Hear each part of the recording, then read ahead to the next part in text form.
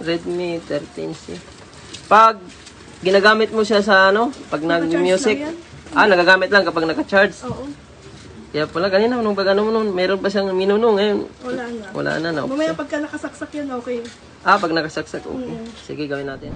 At ayan mga idol, upon checking, ayan, tingnan po natin. Pansinin nyo, nagbe-blink-blink lang po ang email logo. Bago po ito inabot sa akin kanina, meron pa itong mino. At nung tinanggal niya sa kissing, biglang nagpapatay-patay. So, nagagamit lang daw pala ito kapag naka-charge. So, ang model po nito ay Redmi 13C. Paano ba ito gawin ng normal at hindi na po babalik ang sira? Una, buksan muna natin yung takip. Hardware problem po itong mga idol. Pwede niyo po itong gayahin. Ang solusyon na ipapakita ko, lalo na sa mga walang budget or walang kakayanan magbayad, pwede niyo po itong sundan ang tutorial na gagawin ko. At kung hindi mo naman alam gawin, pwede niyo po ipagawa sa malapit na pagawaan. Baka alam nila ito gawin. Or pwede kayong mag-PM sa ating FB page, Julphone TV Official New Page. Text while you wait po tayo kapag ganito ang problema. At sa mga malalayo naman, pwede kayo magpa-LBC, GNT, or any courier via delivery. At kapag malalapit, pwede kayo mag-walk-in, magpalala magpa-grab, makuha din po, kaagad, same day lang. At ayan, tanggalin natin itong pinaka-gitna niya mga idol, o yung tinatawag na back housing. At ayan, angat natin. So, meron pa isang screw dito sa ilalim mga idol, natakpan po ng sticker. At ayan, so angat natin yung fingerprint. Dandahanin nyo yan, baka maputol yan, mawala ng fingerprint. Next step, angat natin itong connection ng battery. At nakikita natin mga idol, angat po natin itong yellow tape na to. Dahil ang gagawin po natin, i-bypass po natin ang battery fuse. Ang mga ganitong unit, meron itong fuse mga idol. Kapag nalalaglag, nasisira po ito, kailangan po siyang i-bypass para back to normal. At ito mga idol, hanapin nyo po ito. Ito po yung fuse niya mga idol. Ayan, nakita na po natin. So, kitang-kita po siya mga idol. So, ang gagawin natin ay, ayan, tanggalin po natin gamit ang tingga or soldering iron. So, dapat meron kang soldering iron. Kahit 30 watts nito ay kaya na niyang tanggalin.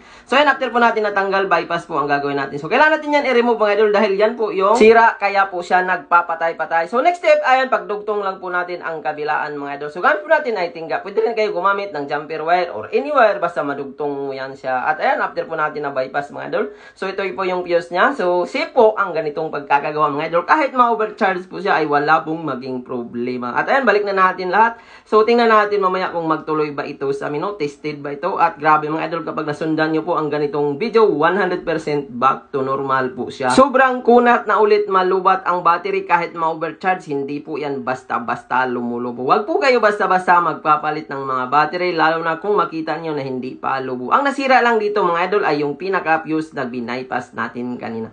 Kaya nag-apply tayo dito ng adhesive tape sa takip para madali na po siyang mabuksan. At ayan, fitted naman po ito mga idol. Ang adhesive tape, sobrang kapit nito kapag ito ilagay mo. At ayan, subukan na natin i-open at tingnan natin kung nagtuloy na ba sa mino kanina. Na nagagamit lang ito kapag naka-charge. At pansinin nyo mga idol, hindi na po natin sinarge at pansinin nyo, nagtuloy na po sa mino. Okay na? Oh, ito lang talaga yung tama niya, yung pinaka-battery fuse. Madalas kasi pag nalalaglag, nasisira siya. Ayan, binaypass na natin para talagang back to normal, back to kunat na rin yan. Saka, kagandahan dyan, meron tayong 1 year warranty. Battery yan, sobrang ano na, kunat na malubat. Thank you. Pagka ano, yung sa, 11T Pro.